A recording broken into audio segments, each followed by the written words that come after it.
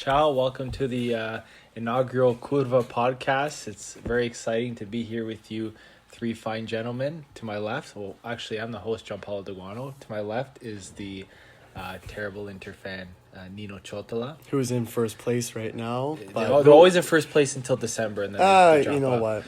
Then I have Michael Galati, who is a proud Juve fan. And I'm very proud that he's a Juve fan, unlike his buddy. And to my right over here, I have Il Dottore, the proud producer of the show, Anthony Canavici, PhD. He's gonna be on the. He's gonna be handling. Kind. Well, you know what? You're when to be a producer, you have to be someone of great intellect, and I think. I think he epitomizes that. So anyway, I'm just gonna get into what we're. Okay, this water bottle. You put the water bottle on the floor. Okay, so what I want to get into this. This is the reason why we're doing this podcast is. Okay, fine. I'll move my hands. Okay, so this is why I wanted to get into the podcast. All right. So we're four friends. We play. I want to say soccer. We play football. We play football here in Toronto. We play calcio here in Canada. There's a big following of Serie A here in Toronto, at least in the city of Toronto, maybe Montreal as well. Well, it's a blow up as well, right? Not on the same level as England's Premier League or Spain's La Liga. Yeah. But I mean, after the coming seasons, especially with the introduction of Ronaldo to Juventus, a lot of interest is being attracted by the Serie A. It's a growing value, and I feel like it's gonna reestablish what it once was back in 2006. Well, I was gonna say is like, but there's a lot of Italians that have migrated to Toronto, Montreal. So there's a lot of kids that are, younger than us or people that are our age. Young generations, following grandfathers. Exactly, and they're Serie A fans. And now, like you said, with Ronaldo being here, and obviously with Juve being the savior of Serie A, but that's a different story. Anyway, so the whole point of this podcast is we're one of Don't the. roll your eyes. You know it's true. I try to get this introduction in before we get into the topics. I want everyone to stay calm. Now, we are one of the very few English language Serie A podcasts, at least in the Western Hemisphere, right? At least in North America. So there's a few of them. I could touch on them, like Calcio Land podcast, Italian Football TV. There's a few of them that have set the stage, but it's still kind of a niche thing, an English. Always room for it to grow. And of course, you see a lot of Premier League podcasts, right? You see a lot of like MLS here. Major League Soccer. I don't. Ideally, but we offer our own different perspective, kind of, and it grows the roots of kind of people who are now going to be giving a different perspective towards Serie A, but not just towards that, but looking at different leagues in general. I mean, we're going to be branching off, and we're not just going to be looking at the Premier League. We're not going to be looking at La Liga, but I mean, some of those really popularized leagues, that interest is going to kind of decimate a little bit and kind of be spread towards Serie A. I mean, I have a lot of people who are now following Serie A more intensely than they were. Okay, you know what? We can say Ronaldo. Never because of Inter. I mean, not till now. With Inter being the biggest contenders to Juventus. Listen, we're gonna touch on Inter. Antonio. Yeah, okay, we'll touch upon it. We're gonna touch on that a little bit later. We're gonna talk about how amazing Inter was at handling the Lukaku situation, but that's a different story. So, first of all, what did you guys do this past weekend? We've missed 2 weeks of Serie A coverage. A lot of catching up. There's a lot of catching up. A lot of catching up. A lot of watching. Just off the bat, I would say that it seems like there's a lot more goal scoring, a lot more attacking. Yeah, I would agree. Than we would usually see at Serie A. Well, we're in the highest scoring league the past weekend compared to all the top leagues in Europe. How many games do you see? There were like 4-3 and 3-2. That Fiorentina Napoli game was amazing. Like 4 or 5 goal games plus. Well, then Napoli had 2 games where there were 7 goal games plus, right? Yeah. So that's pretty huge. I mean, it says something about how open they're playing with Carlo Ancelotti. I don't know if they're happy with their defense. Manolas, this guy. It always takes time for them to gel in together. I mean, your center backs are the ones that need the most chemistry. Yeah, that's got to build up because you have to know where your partner is all the time. That whole 90-minute spiel, you need to know where each other is. Yeah. And where you're moving. Right? You just. I think you turn your head a bit. But we could touch on that too because obviously Koulibaly didn't have his best game, but I think our producer, our are we talking about the own goal now? No, our producer, he at the beginning of the podcast, he wanted to get into VAR because VAR has been a touchy topic for ever since it was implemented. However, there's a lot. It's very heated right now, at least in Serie A. So he wants to get into this. So Anthony, what do you want to talk about in terms of VAR? Well, firstly, a lot of people believe it's ruining football as we know. Antonio Cassano, particularly. Yeah, but his views are. I mean, great player, but he's an idiot. Yeah, that's why he looks like a rat. Anyway, it's very objective, right? Yeah. And we saw with that Ronaldo offside in what game was that? The Parma game. The Parma game. That was the first game, right? Offside by like a hair. Offside by like half a toe, and you could argue that you didn't really give him an advantage to be offside by that amount. Yeah. It all depends on the scenario. As I was saying before, Bruno Alves was in a situation where he kind of had to turn in order to catch up with Ronaldo. And if a defender doesn't have, if they don't compose of that acceleration and that agility in order to catch up to someone we know who has the speed of Ronaldo, exactly. Ronaldo's going to take that into his advantage, and there he goes. Yeah, so I feel like the rule was in place, and if he's going to be offside by a centimeter or by a hairline, by a foot, it doesn't really matter. Yeah. It's he's offside. I mean, soccer, it's far more objective now, right? So technically, it's far more correct.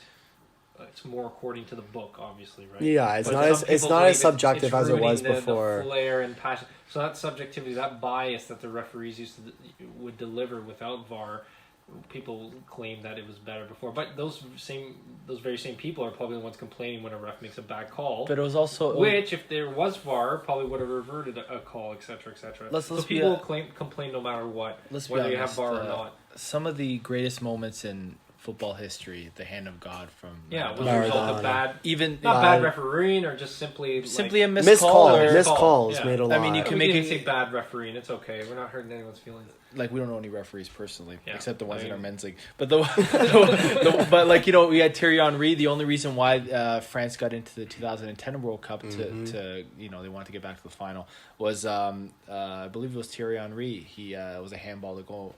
Was it a handball to go in the net, or was it a handball to control it? To control it, and right? Then he slotted it in. And which was crazy because they would have done what Italy did recently in 2018, which was they would have missed the World Cup because they would have lost the playoff. So there are moments in soccer and football where my hand. I know I'm not going to put my hand. Anyway, so there's moments in football where the subjectivity of not having that foolproof. Technology that literally everything is through the eyes of the referee. Everything is robot, but it's robotic. People are scared it's going to kill the passion of the game, but it's not. It should make it more intense. Make it fair, which is what you ideally want. Yeah, it's still coming in too, right? So I think they got to still kind of tweak a little bit of it. But then again, I'm gonna on this note, they've had in some cases they've had more than 2 years to try and perfect it. I mean. They've made some strides, but I think they've also been going in a worse they haven't been making progress in my opinion. They haven't really been making progress. People complain about the subjectivity of the actual video watching the VAR screen. It's a video referee, right? I mean, at the end of the day, you have humans watching it. Everyone's gonna have their own subjective opinion. You can't get that away. Memes that have arisen now on social media with terrible VAR refereeing. Yeah, there's one in La Liga, I think. Yeah, it was a blatant missed call, or I don't know. They went to even the room. Oh no, it was empty. The room was empty. Yeah, the VAR room was empty. Right. There was one in Turkey. They were showing that they were actually getting a pizza order. Yeah, they were getting fast food I've seen that. during the middle of the game. But they're taking the pizza and no one's watching. Everything's being recorded, right? So whether or not they're there watching, they could just, if the referee's okay, we have an issue here, they coordinate with them. They tell them, okay, rewatch the last 5 minutes of play. Right. I will say this though. There's one good thing in regards to Serie A with VAR, and that is the fact that for many years, for almost decades, I'd say more 30 or 40 years, the idea was that Juventus bought the refs. Juventus bought games. They bought wins. Right. Oh yeah. Well, and who were the ones who were really complaining? 2006? Ever since the early '90s, it was Fiorentina, but it was mostly Inter because Inter, they can't understand the fact that they never win Scudetti, right? So 2010. Yeah, but they only did it because Juventus had literally Amauri as their striker. So they had nothing. They had, I can't even name the players. Marco Di Vaio, maybe, I don't know. But what VAR does now is it's helping Juventus out because they're not winning games based on calls going their way, buying refs, so nothing like that. It actually shows that they win games based on their talent. So I think that's sorry for Inter. Anyway, so so I think in that case VAR is good. But then again, when you get to VAR in the Champions League, right? You get issues, for instance, with Juventus. Actually, no, it wasn't a VAR issue 2 years ago when there was the call against, I believe it was Emre Can against Real Madrid. No, Benatia. Benatia, right? It was Benatia. Yeah, Benatia. Yeah. But it wasn't a VAR call. But even if but there was no VAR, right? There was no VAR. Was VAR. But even when a ref has a choice to go to VAR, it's the ref's choice to go to VAR. Right? Yeah. So at the end of the day, they can decide if something is worthy, but that's got to be if it's a game-changing situation. If they, without a doubt, believe that whatever event happened, they don't have to go to VAR. If they're 100% confident, they won't go. Well, look at the Napoli Fiorentina game. I mean, Mertens dive that was not reviewed at VAR. Yeah, so the defender went down, right? He tripped. He was getting back up, and Mertens saw that as the opportunity to try and draw the referee's attention into a potential foul. Whether he did it on purpose, I mean, okay, but still, but that's a game changing decision. If there's a log on the ground and Mertens tripped over it, surely you don't call that a pen. Yeah. But that's we don't blame the log. We blame the idiot for tripping over the log. Yeah, I mean, but that's a game-changing situation. That's going to change the events of the game. It's going to change the momentum of both teams, of the fans. Yeah. And that's going to have a toll on the players. That's a situation where the referee, in my opinion, has to revert to VAR. Yeah. It's a must. Because you know what? That's how you're going to skew results of the games. Yeah. Because not only is it going to affect the momentum of players, because the players of Fiorentina, like a wonderful comeback, they kept their composure amazing during that Fiorentina game. I mean, during the Napoli game, they kept coming back. But, I mean, we all know, we experience it ourselves when we're frustrated because of a bad call. Look at the finals of our men's league game, right? It causes us to do stupid things, and, we make bad decisions from it. We don't play as a team, right?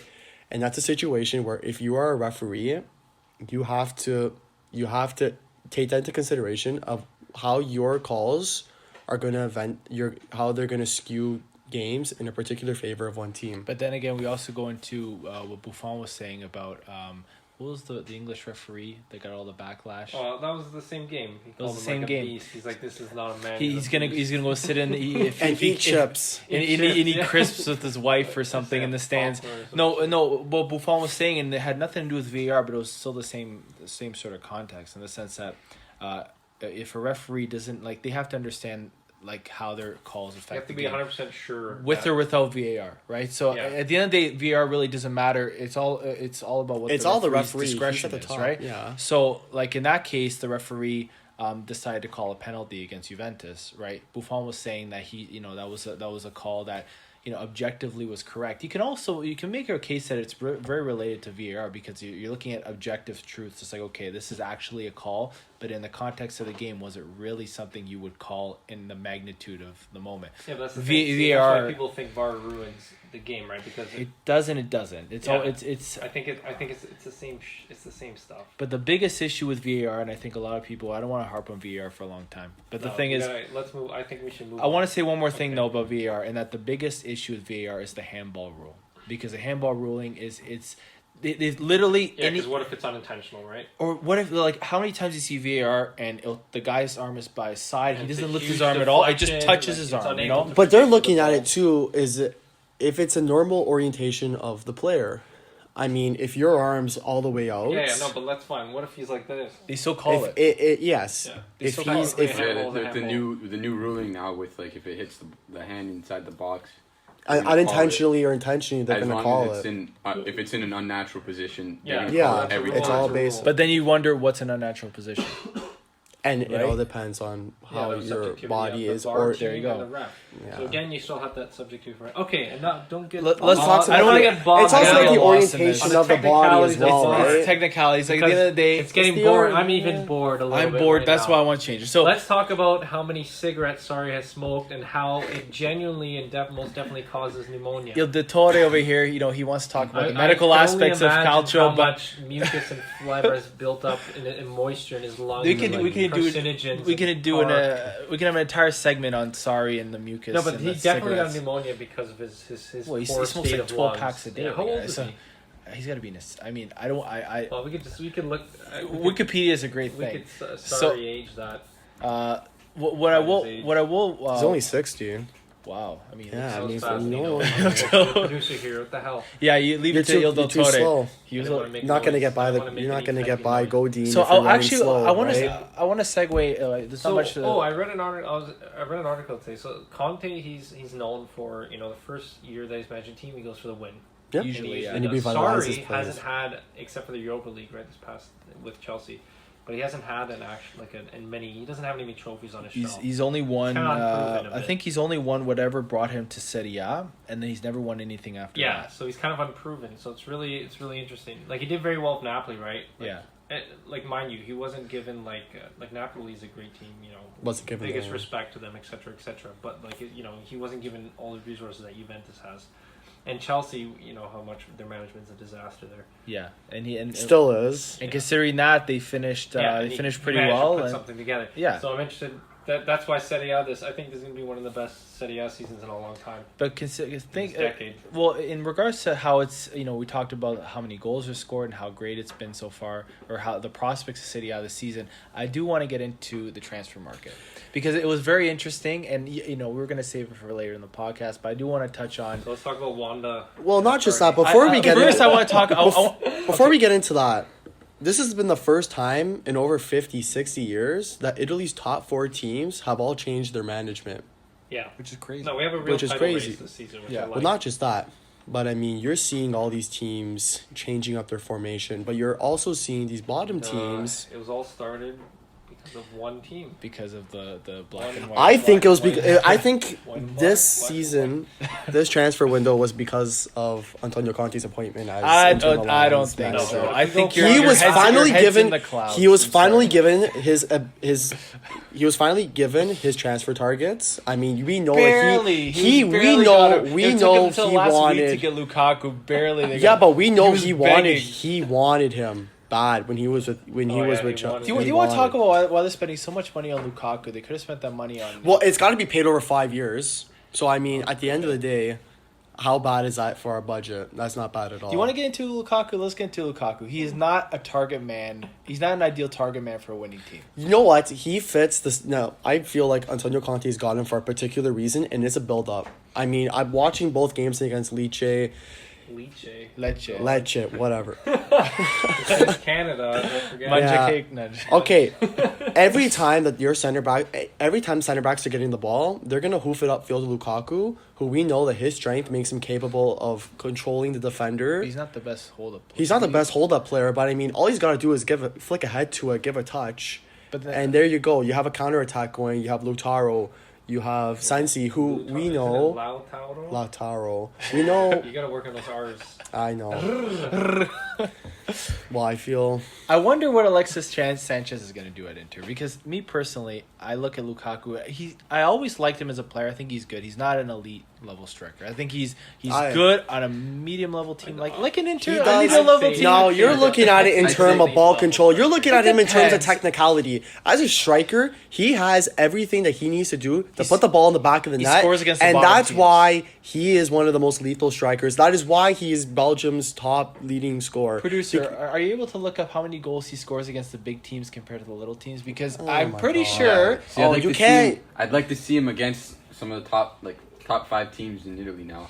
He's only shown played- himself in the Premier League when he was with Everton. He made him see. He put himself as one of the most lethal strikers. I mean, this guy was scoring goals against Man City. He had like 3 goals one season altogether, Man City. He hasn't had another been on 3. his game for a while though. You're coming from Manchester United. You know how much of a disaster that is?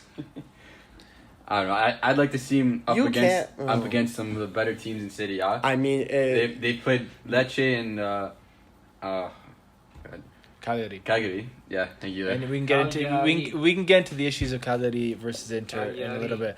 But the thing is, I want to see by the end of the season how many goals he scores against Juve and Napoli. So he's gonna do. I did some research. Il Dottore did his this research. is the Premier League, so it's goals that Lukaku scored. Versus Yes, the we big know. six. We know that he doesn't score many against the big six. Some of the listeners don't, so we're gonna educate them. But you see, like this is Let where Il Dottore this speak. is where your bias comes into play. I mean, just because he's not scoring goals, it doesn't mean that he's not creating chances. It doesn't mean. I'm gonna. I mean, he I'm doesn't gonna have the give it a bit statistics. to Nino's narrative here, because like if you're going against a better team, clearly there's going to be a lower chance of scoring, and I think that's for any player. Of course, right? So what we would have to it's do a way is you compare influence these stats, the amount of goals he scores against big teams compared to little teams, with other strikers of his caliber. So That first would of be a all, more well-rounded, that would be better data to fuel this argument that he's terrible against big teams. but in the case of Lukaku, how many goals has he scored against the? So big this is teams? in the Prem. I don't know what year it was. I'm assuming it's the last season, right? Yeah. So Yes, we know. of 58 games against the Big Six in the Prem, he scored 15 goals. So it's 0.26 goals per game. Okay. Of 136 games versus other clubs, he scored 77 goals. So 0.57 goals per game. I always. Well, you're think, also playing for a team that's weak. So he's with got, an Everton team. No, this was Man U. This is with Man U. you know what? I That's will make this unbelievable. case. I can show you. So like mind you, he's playing less games against the big teams, right? Yeah. So obviously you're gonna get less goals. This but looks you like can over see, the span of like, his time with Manchester United. 15 compared to 77. 58 games compared to 136 games. Okay, so that goals per game ratio. So it's only it's like a third of the games he's played against big teams. When I look at Romelu Lukaku, I think of him as Jermaine Defoe, because Jermaine Defoe in the Premier League. Oh my god! First of all, he never Guy really came to Toronto FC. That's why. no, he never really played for a great team. He But never, he was elite. if I'm not mistaken, he never won a title in England. I think he didn't win a title anywhere he went, including Toronto. But the thing with Jermaine Defoe is he was always known as a guy who would never score against the big teams. He always scored against Bournemouth and against whoever. It's easier against a worse But team, some obviously. players, i.e. Are better Cristiano against big Ronaldo teams, or yeah. whoever, They have- or even I would even say even better. Higuain. A lot of people get on Higuain, but he does I'm score. talking about Higuain too. I like him now. But it's good. To me, he's the only one that can play with Ronaldo. But to me, Jermaine Defoe was always an elite striker, but not at the top level. And I think of Lukaku as the same way. I think he's great for in certain situations, but he's not the guy going to lead you to a Champions League the or to a reality Serie A. is, So let's not get bogged down about speculating. The Serie A debut of Lukaku, because anything could potentially. which happen. he had a very good debut, by the way. He had a good debut. Yeah. He He did had a good, great- against a newly relegated team. And I have no that issue got with him as a proven player. A terrible Serie B promoted team team. that's going to go back to Serie B next season, most likely. Yeah. But and then what they did 2-1 against Cagliari. So there you go. That's a little bit. Two That's bottom a more feeders. a more accurate image of what's going on here. That Yeah. 2-1. Do you want to talk about what happened with Cagliari in Inter? Actually, you know what? I want to talk about how Fiorentina, Atalanta, and Sampdoria are not doing as good as I thought they would do in these 2 weeks. Fiorentina, though, with the new Rocco Commisso coming in, there's a lot of big moves. You gotta give your investors time. Oh, of course. I mean, especially because he's coming from a more American side. He's lived most of his life in the United States. Yeah, right? but he was the only one born and raised. Yeah. Right, of American investors. First of all, Italy. in Florence, they love him. They think it's a new beginning and everything. It's revitalized. The thing with him though is he admitted that it's going to take time to Yeah. revitalize Fiorentina. Oh, now for sure. he really wanted to keep Chiesa. Chiesa was dying for a move to Juventus. Oh, He yeah. was pushing That's for right. it, Yeah. and Commisso came out and said, "Listen, I'm not going to make the same mistake that Fiorentina made with Baggio." Yeah, we talked about this actually. When Baggio Yeah. went to Juventus, and then he had a great spell at Right, Juventus, right. but he could have been a legend at Bernardeschi. Fiorentina, right? So, at We're the talking end, about something Bernardeschi. specific. It had to do with the fans. He was in a tight spot. he's in a tight spot because Rocco Commisso grew up as a Juventus fan. Yeah, and he didn't want to show his bias towards the club. Imagine- becoming the new. Well, imagine being the new owner of Fiorentina. Yeah, They're exactly. coming in. They barely escaped relegation last year by maybe 15th place. Yeah, which was 2-3 insane. points. And I have an issue with that too, is because they they had some issue in terms of their preseason tour, and they got bogged down by it, and I think they had to add the Europa League in there. Whatever happened. Anyway, they had a much more extensive schedule at the beginning, which meant that they were tired out by the end of the season. But with Rocco Commisso, he grew up a Juventus fan. He doesn't want to sell their prized possession to Juventus right when he takes over the club. Like that's the last thing he wanted to do. And he would be, in Florence, they would be going crazy. Like Florence is a city where when Juventus is playing in Florence, they have dummies being hung by a noose over the highway with Juventus jerseys on. I mean, it's insane there. Italy's pretty insane. It's pretty insane, and that derby in particular is really big. So, I mean, it's good for Fiorentina that they got to keep Chiesa at least for another season. If it's against his will, I don't know. Like, I think he really wanted to move. They also got Frank Ribery, which was a big deal. Yeah, I think that's awesome. But the fact that, like you said, and they Lafont, he's gone. Lafont's gone. And they brought in Dragowski, who was on loan to, I believe, Empoli last season. I believe it was Empoli, right? So, and he looks like a good young keeper. He's Polish too. All these Polish keepers. Can we talk about? I think, in my opinion, Szczesny has been playing the most consistently. He's been playing amazing. The producer wanted to talk about how poorly Fiorentina is doing. Fiorentina, Atalanta. I got bored. I got bored. I think the listeners are getting bored. I think we should talk about how perfect Szczesny's hair is. It never moves. It's exquisite. It's a rock.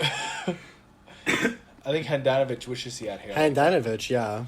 But I mean, like... But no, like, seriously, Szczesny has been, like, the stopping power, man. It's been unreal. Can we say that Szczesny is one of the top 5 or 6 keepers in the world? If you're going to say that, you might as well just put Handanovic on it, Handanovic too. A little bit Because he makes big... He's very good. But he's a consistent... He's very consistent. He comes up clutch a did. lot of the time, especially against Tottenham. I mean, one unlucky deflection in the Champions League run last year. But free kick, what happened with Icardi? Wanda. What happened with Icardi? Let's get into that. Because I find this very peculiar. At the end of the day, he managed to make a dysfunctional club in PSG even more dysfunctional. He's going to go into that locker room with Neymar. That's going to there. I don't understand what's happening. First of all, I think it's a brilliant move for him because the amount of drama that's going to happen is going to be beautiful. Well, I mean, there's already drama that's happening with Cavani, Mbappe. Well, first of all, Cavani's not. No, he's already sold. No, he's leaving. He's leaving. I read an article saying that who's going to start and blah blah blah. Cavani's playing his last season with PSG, but he already signed a pre-contract with Miami FC for Inter Miami, ironically, Inter Miami. in MLS. So he's going to finish off his career in MLS. But this is his last season though, so he's going to start. He's going to have some. He's only 32. I think he's going to. He's only 32. He's got 2 more years left in top tier. But the thing with him though is like, first of all, I want to ask your opinion too. Like, what happens with Icardi? Does Icardi start? Does Cavani start? What happens with Mbappe? Does Mbappe want to play in the middle? Mbappe wants to be the big guy at PSG. I mean, we're not talking about Serie A, but we're still a bit of an issue with Icardi. And then you got Neymar, and Neymar wants this cake and eat. I mean, you know what? I think it's all going to come down. Price they put on him? What was the new price? Who, Neymar? $300 million or something ridiculous like that. Yeah, well, I mean, Neymar's price is so inflated that like players like him are never going to be able to move. Well, I mean, they're going to have to reduce his price. Well, PSG purchased him. They purchased his release clause, right? Yeah. So, but I mean, you can't move. Did you see what Barcelona wanted to offer? They wanted to offer Rakitic. They wanted to offer the swap. Rakitic. Yeah. I think it was Semedo, or it was a 16-year-old defender. Didn't they also offer the keeper, Navas? Navas eventually did sign with PSG though. That's Real Madrid. Oh, that's right. Sorry. So Barcelona. He did. I think that's a wonderful move. Yeah. On behalf, that's 2 deadline day transfers that PSG have made to bolster their team, and I mean, we all know that. Well, I mean, going into Ligue 1, PSG needed a keeper, but I mean, going back to a Icardi situation, it's all going to be dependent upon how he behaves in training, how is he going to gel with his team. Yeah. And I mean, you're coming into something where you already have 3 players that have already played with each other, and it's known that there are there is fumes between them, and I mean, this is going to be his opportunity to kind of get on everyone's good side and get playing time. So it's really going to depend on 2 immature strikers being able to behave with 2 immature wingers. So what happens with Wanda?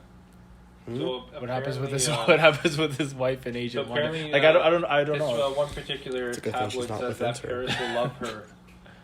it said that Paris will love her. I'm sure Milan loved her too. It's just Mario Karti's Wanda and their post. Atalanta should have loved her too. I mean, you want to get into Atalanta? They were pushing to have their champion. Well, Atalanta was pushing to have the Champions League games in San Siro. They are having it. Their stadium is actually not being renovated. No, they can't even play. It's not eligible for UEFA play. Oh, really? Yeah, but that's why they're meet their criteria. So it was either they were going to play. I think they were going to play something like in Sassuolo Stadium, or they're going to play in San Siro. San Siro turned it down. But I heard. What's going on with the San Siro? Aren't they going to break it down? I mean, we're getting into a ton of topics, but the thing with the San Siro though is every single time there's a rumor that it's going to be crashed down. Eventually, it doesn't happen.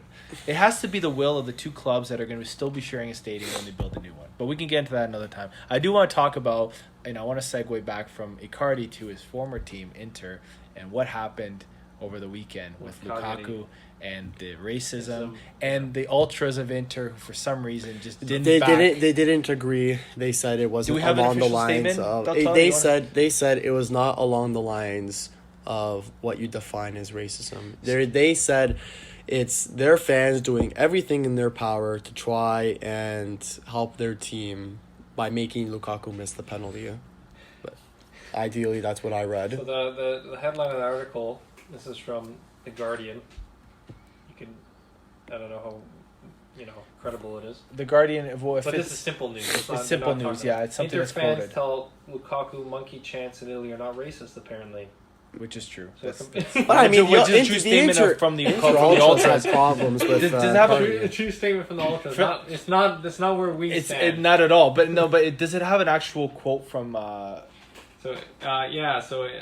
One of the quotes, it could have seemed racist to you, but it's not like that. In Italy, we use some ways only to help our teams. Yeah, exactly. They're trying to do everything in their power. I remember reading it, and they had a beautiful opening. It said it's something like "Ciao Romelu," this is directly from Inter, right? Yeah, it's like, we welcome you again or whatever. And then I thought it was gonna be a beautiful message, and it goes into how basically you're wrong for attacking us as racist or whatever. We'll probably end up doing the same thing.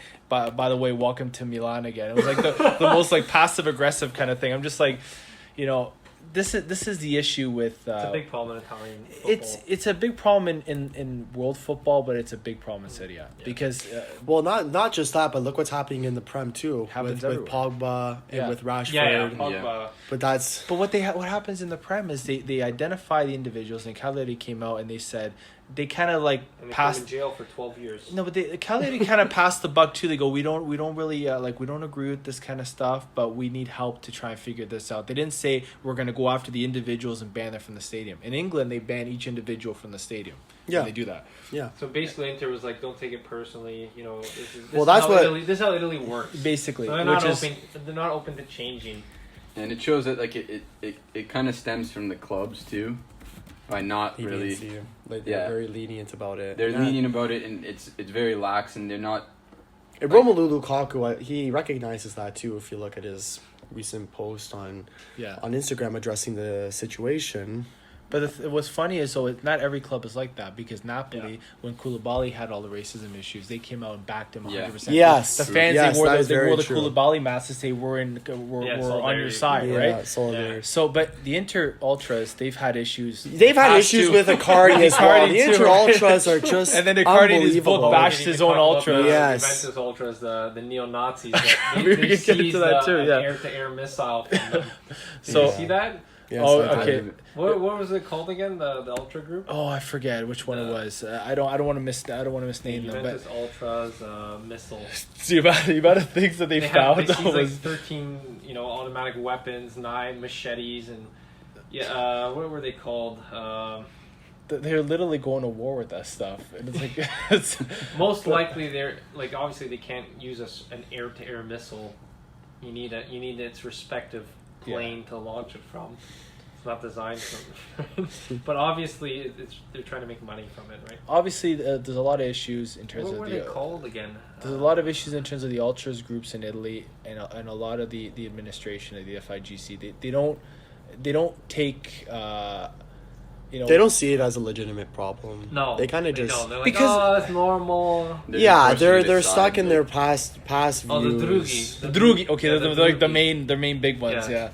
But no, honestly, the thing is, like, it's I don't think there's really going to be a tipping point until you start to see administrative changes. Like certain clubs make changes, like Napoli, or they'll do good things. But when you have one of the biggest clubs in Inter that they're one of their biggest supporters groups still basically supports the enemy in this case, the enemy of their own player and club. That's kind of like a bit of an issue, So that's I mean, like there's obviously a lot of progressive, logical people in Italy. No, of course. Hence the Lukaku mask. I mean, the Koulibaly mask. Yeah, and don't forget in Cagliari, people that don't agree with it, obviously. Well, in Sardinia, where like not everybody is like that. Like for the most part, the stadium is good, and then you get a few bad apples. But it does. You can't just like. I think it's the minority at all stadiums. It's a minority, They're very adamant to. It's more with the ultras.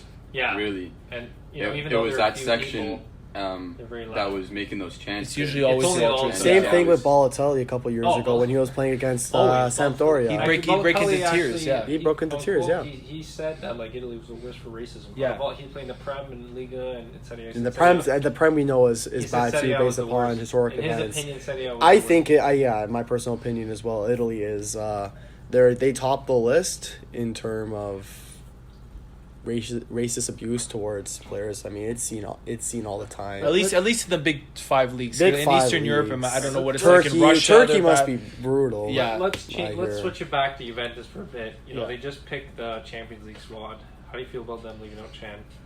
You know what? I think a lot of people are overblowing this. They left out Chan. They left out Mandzukic. Okay, I took a hard look at the list, right? Yeah. And you had your core players there. Mandzukic, they want to sell him. He's not as fit anymore. Great player, I love him. Legend of the club, absolutely love Mandzukic. But he's not. It's time for him to move on. He's not with the plans of Sorry. But when I'm thinking Sorry, you're out. When I'm thinking of this list, though, the list only goes until the round of 16 if they get there. So in terms of Mandzukic, though, a lot of evidence points to him being sold in January to some club. So if Mandzukic is sold in January, then really it's kind of redundant whether or not he's in the group stage list of the Champions League. Stop touching each other's feet. So and same with Emre Can. Emre Can came out and he had a statement as well. So, but I look at this list and you have your core players who have earned their right to be on that list. Whether in terms of salary or whether in terms of their seniority or just pure skill, right? It's like who are you going to take off this list for Chen? Okay, people would argue Khedira, right? But Khedira matches Sadi's form of something miraculous to he's an experienced player as well. Absolutely. Sadi loves Khedira. For whatever reason, Sadi has been enamored. He started him, I think, both games. Yeah, he started last few games. Ideally, Khedira and Chan, they're both of Turkish descent. They're both from Germany. If I'm not mistaken, Khedira is Moroccan or Tunisian. Oh, is that right? I believe so. Oh, am I? I know, but he could be. I think Emre Can is Turkish though. No, but it's a Turkish last name though. Yeah. Jan, whoever the fuck. But the thing with I think the big variable in all this is Chiellini's injury because Chiellini, if he was healthy, you'd have most likely Demiral or Rugani being left on. That's the thing. I think Rugani. It would have been. Yeah. Well, I mean, like, they were also trying to sell him to Roma. It's not like he was just bought, right? If he was just bought, he may have, if he was just bought fresh to the club, he probably would have been working his ass off, training, whatever. Maybe Sarri would have, He's still relatively new there based upon But Sarri's had issues with Emre Can since preseason. He prefers Khedira over Emre Can. We have no, news of this, obviously. We have whispers and speculation. Yeah, and from all accounts, this is a first side of evidence, right? It's been left out of the Champions League list. And he's healthy. He's got a big salary. He's got a huge salary. Yeah, exactly. Right? He did well last season. He did well under Allegri. I was a fan of him. Absolutely. I thought he did great once he came over. Absolutely, I agree. And for instance, why would he this is the big thing. We knew that Khedira was going to stay on because they kept him for a reason, right? Sorry, I'm on his Chan's Wikipedia page. I'm trying to find his background, right? His cultural background. Oh, go on. So I go to personal life, right? Yeah. It's literally a 5-word sentence. Chan is a practicing Muslim. Oh, that says a lot. Two references. Wow. So now you go to those references. But usually they have a big paragraph there, like, he was born and raised here, but that's all they really had on him. But the thing with Chan, it was either Chan or Bentancur, and that's the thing. Yeah. And Bentancur, maybe in training, he's more consistent. He's more hardworking, and he's been there longer than Chan. Or maybe just fits with Saudi. No, Bentancur has seniority over Chan. Though he's been in the club longer. Yes and no. In terms of salary, Chan has more because that's right. the salaries sometimes outweigh seniority because you can have a guy like Pinsolio who's been with the club since he was 12 years old. Right. So let's omit any personal biases that Sarri might have against Chan, right? Which might be there. And if you're making a list, you want to go with first. Obviously, the top of your list is like skill and chemistry. So like that's going Ronaldo to be the top of your or list, whoever, right? yeah. So those guys are automatic. Yeah. Then you got to go maybe like seniority. Who's been with the club the longest? Who's earned the spot simply by being committed and loyal to the club. Or so you have Chan, who's only been with one season. 1 season, yeah. 1 season. That's a potential because he's probably going through his list and he's like, But then why do you have Mandzukic being left out in favor of Higuain? Mandzukic is unfit now. He's old. So the skill. That's the skill thing. Yes, he's very skillful. I love Mandzukic. He's still relatively at the top of his game. I just think with him he's going to be sold. That's why he was. I think they tried to sell him and then it didn't happen. In terms of the strike force, you got Douglas Costa, you got Bernardeschi, you got Dybala, you got Higuain, you got Ronaldo. They got a lot. Like Cuadrado, You're going to swap out one of those guys for Mandzukic? I don't think so, right? But in the midfield, it's a different story. But I think this all comes back to Allegri being gone. Nino touched on this earlier with Allegri loved Chan too. Well, not only did he love Chan, he did love Khedira too. Who else in the midfield has been left out? He did. Is Rabiot on here? Rabiot's on the team. Oh, Rabiot's on there. So Allegri loved Mandzukic. Matuidi, right? Playing him on the left-hand flank. Yeah. Ramsey. Okay, so Rabiot and Ramsey are on the new signings. Yeah. Basically, it's Chiellini. We got Danilo and we got Demiral. So we got all the newcomers that have shined for Sarri. They caught his eye. If I'm not mistaken, Cuadrado now is listed as a defender. I think they're going to primarily use him as a right back. Well, what game did he play as a right back?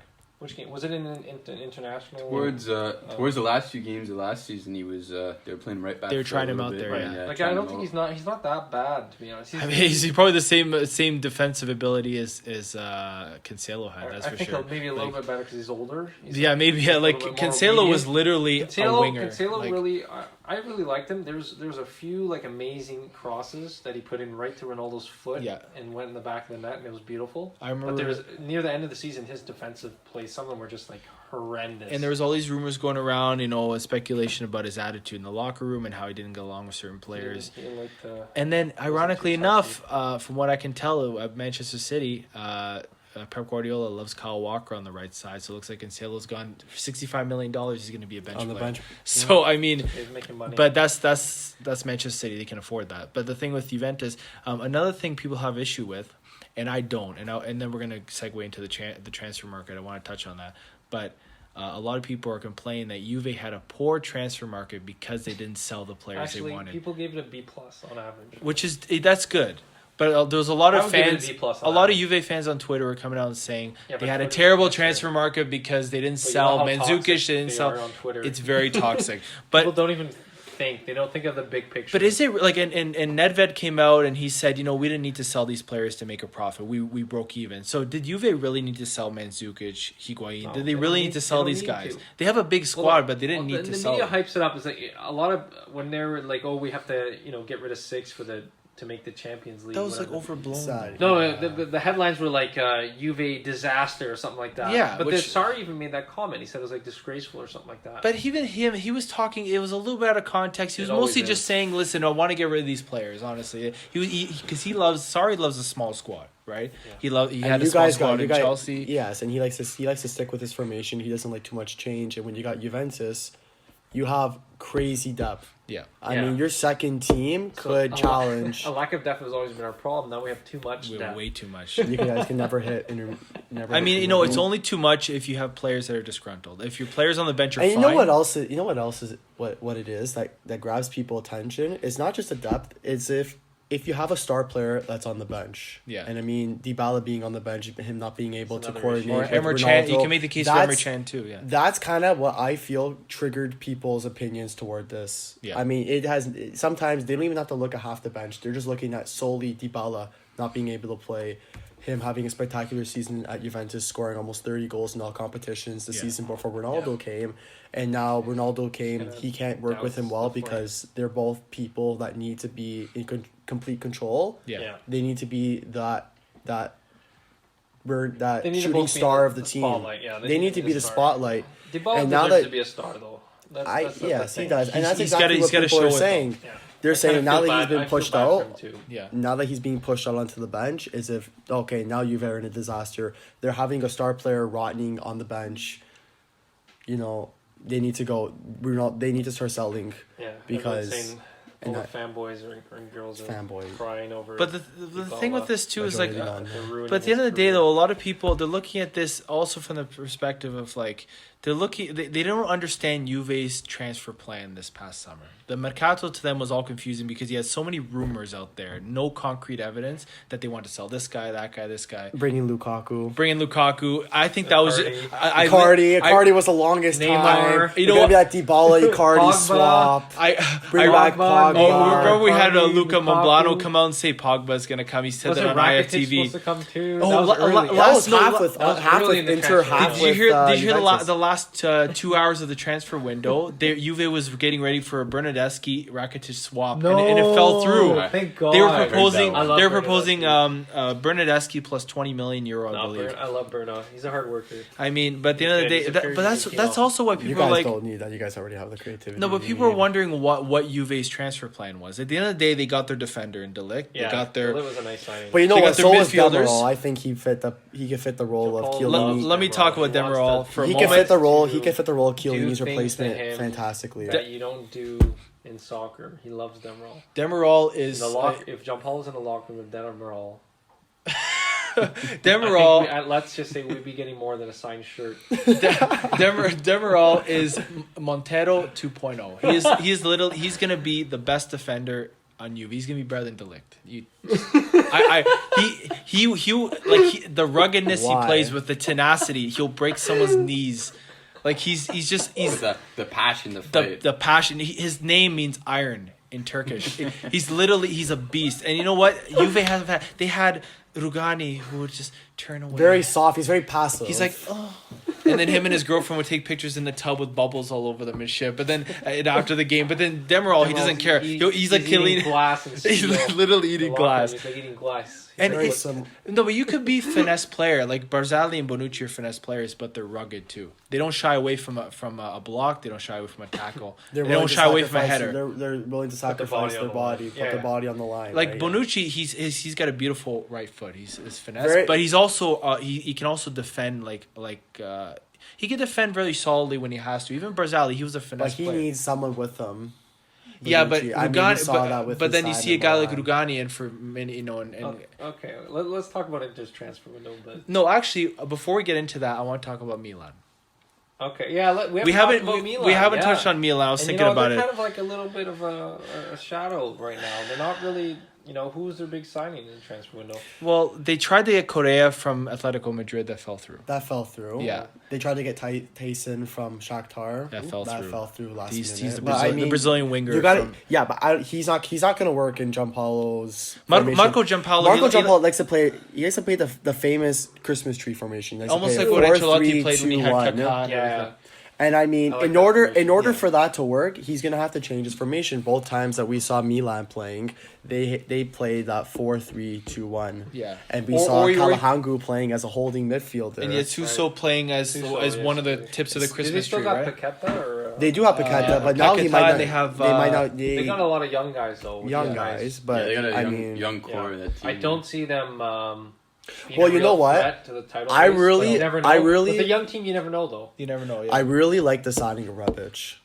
I mean, Ante Rebic? Ante Rebic. Didn't they get it from the Bundesliga? He They used to play got him for Frankfurt. Frankfurt. Frankfurt He used and to play Andre Serie A, Silva, right? and yes, he played for Fiorentina a couple of years yeah. ago, and then they gave back Andre Silva, both on 2-year loans. Yeah. But I mean, Rebic is the kind of person who could play as a winger. He could play as a false nine. He could play as your sole striker. He's fine. He's 5-star weak foot. He's fine on both feet. I mean, I like you had the FIFA. well, I mean, 19 or FIFA 20. Well, FIFA 20 is coming That's out. all You the got relevant to start getting verbiage. excited for Well, it. actually, we like Pez, but- Piemonte Calcio. Do we? Oh god, Piemonte Calcio. Piemonte Calcio. That's a But, beautiful I mean, name, by you know the way. what? Yeah, you know what? I was very surprised with that. I mean, it sounds really, the logo looks pretty nice as well. Yeah, it's I not bad. didn't see it. I want to take It's a a look. little. But I old want to school. get back into Milan though. So they have Rebic, a good Rebic player, and Rafael and from Lille. that is a From big where? signing. Where's he 25 from? Lille. He came Oh, from okay. Lille.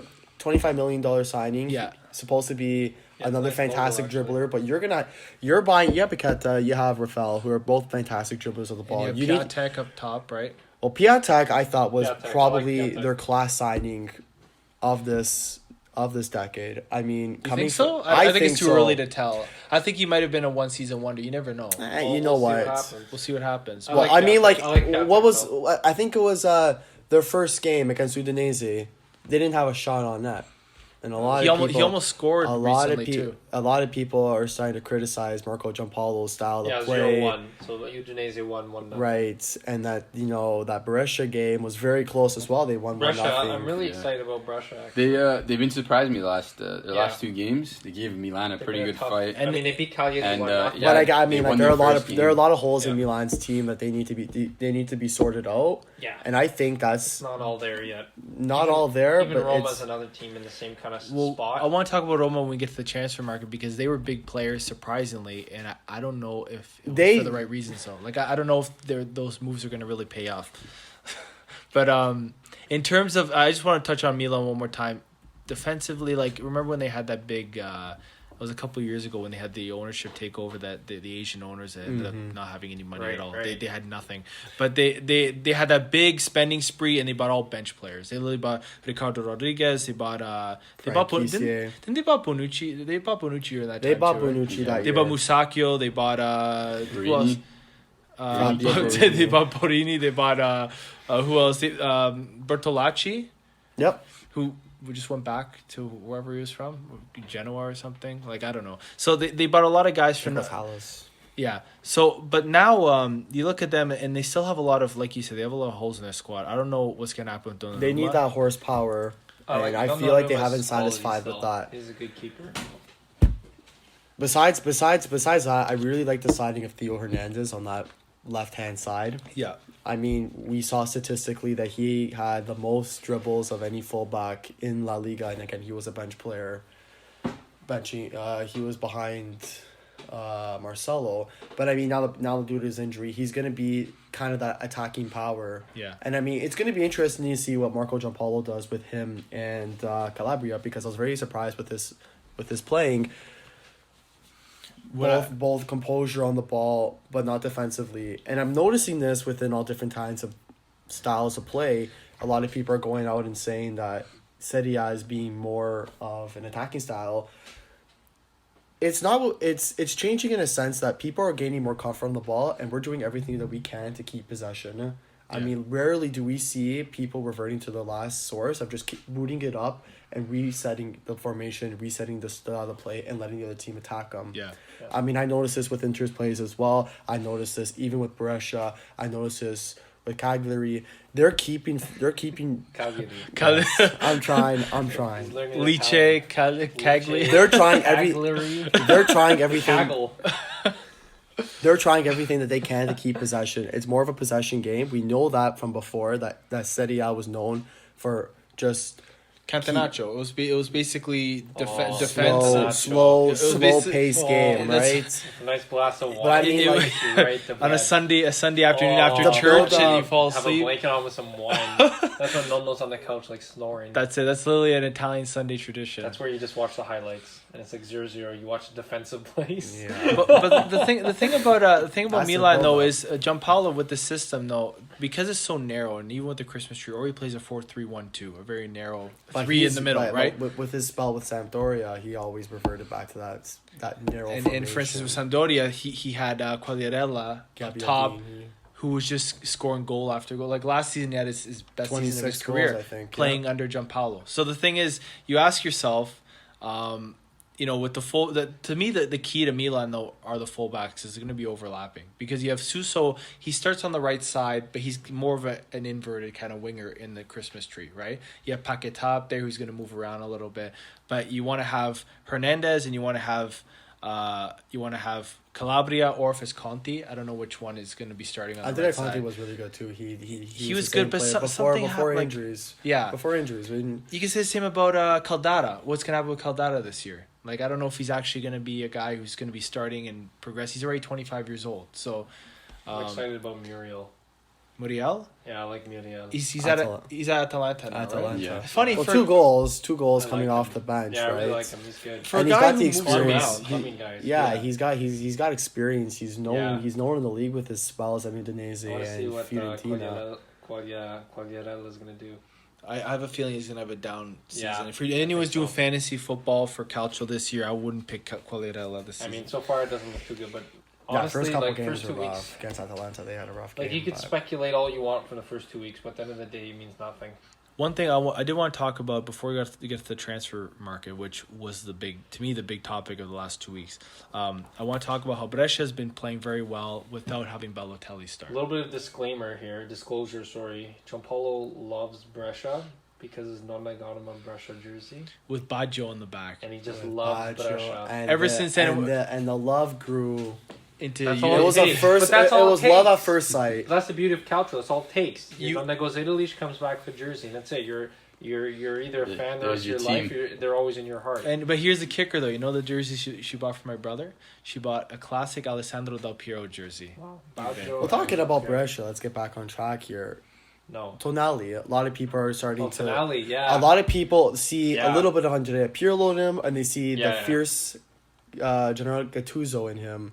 I mean, He pushes up a he lot. pushes. Yeah, he's aggressive. He's He's good. very aggressive. More aggressive than Pirlo was, that's for So sure. wait, what's going on with Balotelli?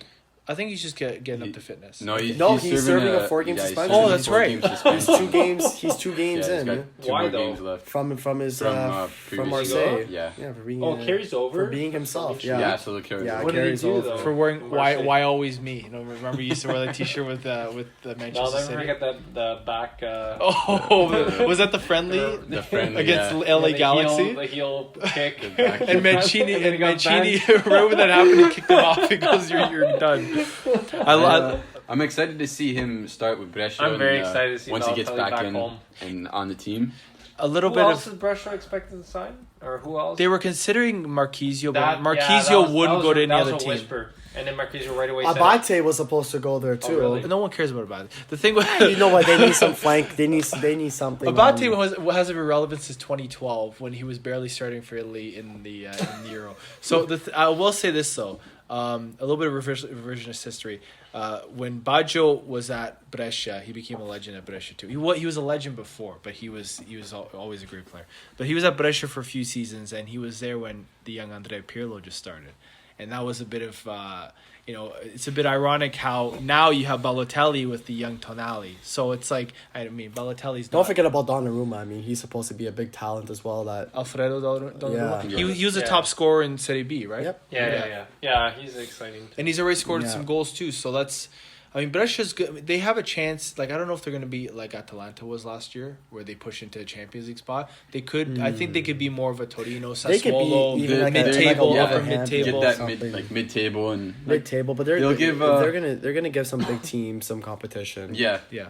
It's not going to be a walk in the park. Okay, so before we get into transfers, I want to talk. Before, we've been talking about transfers. No, but I want you. Actually, you know what? I was gonna ask who you're. Okay, we're gonna wrap it up soon. Okay, but before we get Winners into and losers. no, before we get into who you guys think are gonna be the top 3 and the bottom 3, I want to get to transfers. So, winners and losers. We have 2 big transfers near the end of the window that came, and that was Sanchez and that was Mkhitaryan. Both came from the Both, Premier League. well, actually, they're calling that the worst transfer of the Premier League because ideally, it was the Mkhitaryan Sanchez swap that saw Sanchez go to Man U, Mkhitaryan go to Arsenal, and now they're both ending up in the Serie A. But because you know neither what? of them worked out in their previous clubs. I really like the Mkhitaryan transfer to Roma. Apparently, the loan is if he plays more than 25 games. Again, this is only speculation. If he plays more than 25 games, Roma have the obligation to buy him. Yeah. But I mean, he kind of gives that intensity. He gives that experience. If he could refer back to his old form at Borussia Dortmund, it's going to be tough for him to fit into the team because we know the likes of Nicolo Zaniolo had thrived last year. Unfortunately, we thought it was a good idea not to let him play and to give him off for Raja Nainggolan, who came drunk every practice. Is that right? Yeah, he was our youth. Zaniolo. Really? And Typical Inter, but anyway.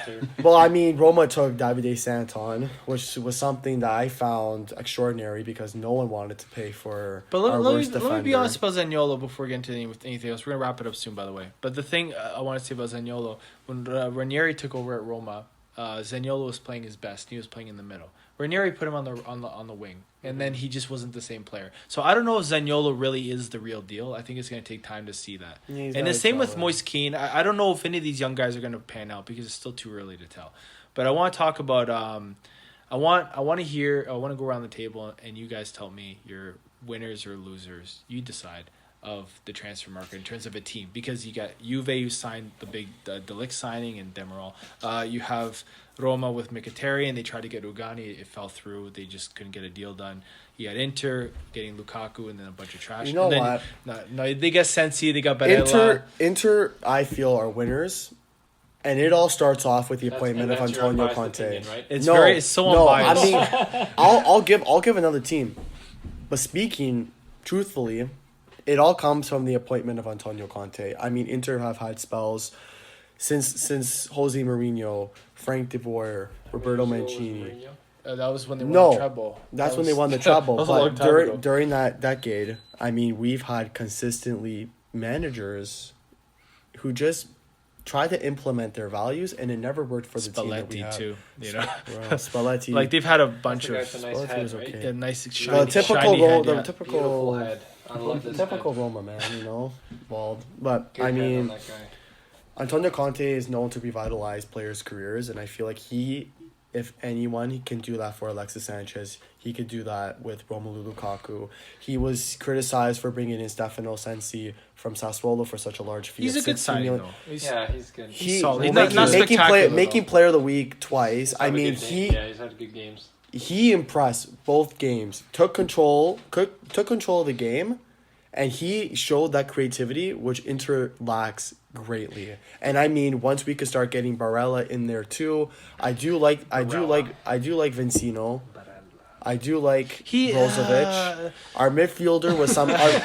He's okay. He's a bench player, Vicino. Well, he's someone that you're gonna bring in the last minute. He's got that grinta. He's got that. He's he's Uruguayan. He's a tough player. You know, they got Godin as well. He's a tough player. Yeah. But at the end of the day, that's another thing. Yeah. You're gonna get Godin. You're gonna put him 3 in the back because we know that's what Antonio Conte loves to revert to. And yet people are already talking about Skriniar being a disappointment after his preseason. The people are saying it's the end of the world now. Their defense isn't good, and Godin is having a tough start to the season. Goldin was injured. He played a little bit of the I've read game. so many passionately written articles about how De Ligt ruined his career going to Juve. Which is ridiculous because if he would have gone to PSG, it would have been I disaster. mean, like his game against Napoli hasn't been very well too. Barca, right? What's he gonna do at Barca? He's gonna sit on the bench at Barca. He's got PK in front of him. He's got Umtiti in front of him. He's got Lenglet in front of him. Umtiti was also destined to leave as well this year. But to Arsenal. They're gonna get rid of Umtiti and get De Ligt.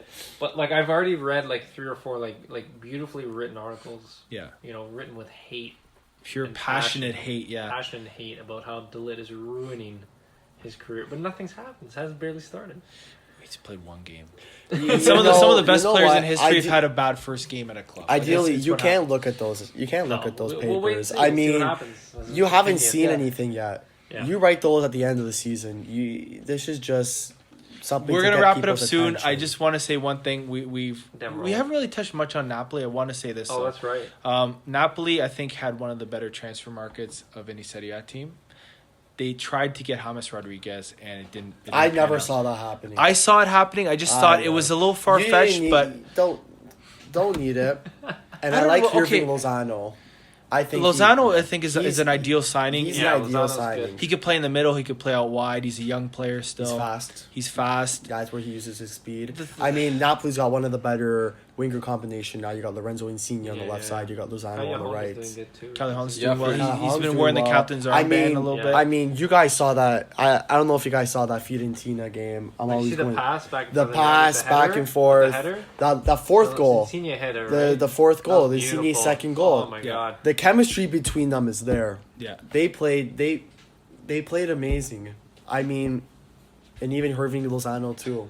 I mean, coming in, Napoli. The chemistry is beautiful. He sparked Napoli's comeback against Juventus, which was shattered by an own goal. That generally should have been like a 3-3 game, right? Yeah. That shows you how strong Napoli is. But that beautiful, stunning, world-class goal from Koulibaly. It was beautiful. You know what else I like? I like that Di Lorenzo signing. Lorenzo? Di Lorenzo, the right back, right? The right back. Yeah. I mean, something that Napoli needed to improve. Isaac, I believe that's. He's not sure. There was rumor You're nodding. You're nodding. You didn't know anything. You didn't know about it. You're nodding. I'm like, okay. There was rumors right he was going to Juve to replace. Actually, did you hear the rumor that Juve was supposed to swap Meunier from PSG and De Sciglio, but Juve said we believe in De Sciglio as our starter. We're not going to get rid of him. That's actually the truth. De Sciglio, he's just like a. He's just there. He's a nice guy. He's a nice guy. Yeah, Cagliari, sure right? is. Cáceres, I love Cáceres. He's another one of those. Well, yeah, but now he's with he bolsters Fiorentina's back line. Yeah. Oh, was it Fiorentina or Cagliari? Fiorentina. Yep. So we're gonna wrap. Giovanni Simeone went to. Simeone went to. That's Cagliari. an amazing because you know what? Wait, isn't the manager? I expected a lot. Yeah.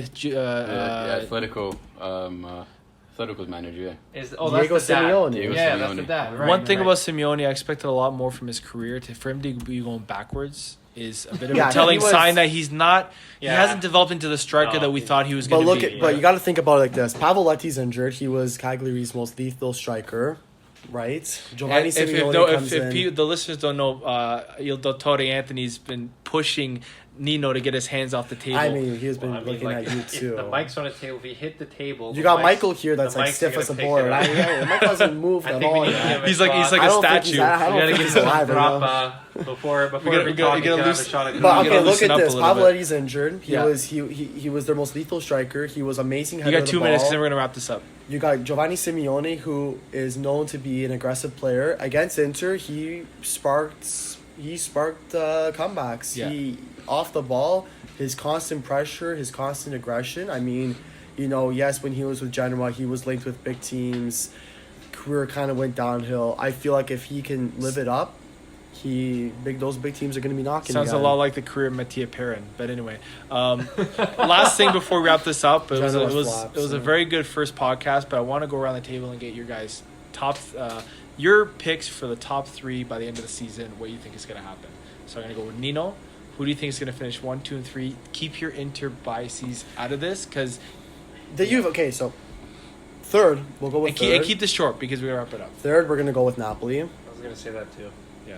And then it's second, very, very close between Juventus and Inter, but I'm going to go with Inter being second, and I'm going to go with Juventus. Just barely. Not as much as a difference as there was last year or the year before, previous years. It's going to be a close title race. Yeah, I agree. More like 2 years ago, I think Galati would share the same type of perspective here. Yeah. I don't know. Yeah, I agree with Nino there. I think Juve's team is just too strong. I think that Inter's gonna be challenging, but I think Juve will. Lazio's gonna be in it too. They're gonna be close. I like Lazio, but I still think they're not gonna be title. They're not gonna be the contenders for the title. Yeah. No, but they're gonna be close to Napoli in that fourth. I think we can all agree that's gonna be. It's going to be tight between Juve and Inter. It all depends where their priorities are. If Juve goes full Champions League and they don't give a rat's... Well, look at Torino. That's what's happening with Torino with the Europa League. Lost to Wolverhampton, exactly. And their season's been falling through, right? Yeah. So, ideally... Okay, so I want to thank you guys for coming. It was a great first podcast. I want to thank the listeners for being a part of this. It's our inaugural podcast, and we're gonna be here every week, once a week. We're gonna talk about the Serie A weekend, and we're also gonna talk about the Champions League on a weekly basis. I'm your host, Gianpaolo Deguano. On behalf of Nino Ciotola, Michael Galati, and Anthony Canavici, I say good night from Toronto, and we'll reconvene next week.